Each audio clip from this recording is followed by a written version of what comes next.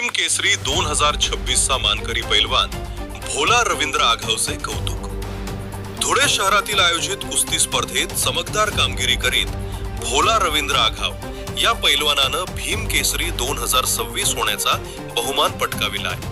ही भीम केसरी कुस्ती स्पर्धा चित्तथरारक झाली आहे।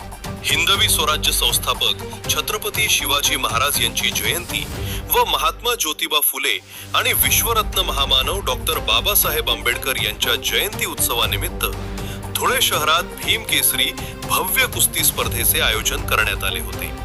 धुळे जिल्हा राष्ट्रीय तालीम संघ व धुळे तालुका तालीम संघ यांच्या संयुक्त विद्यमानं आणि महाराष्ट्र चॅम्पियन पहिलवान योगेश पगारे यांच्या पुढाकारातून दिनांक 4 व 5 एप्रिल रोजी या कुस्ती स्पर्धांचे आयोजन करण्यात आले होते।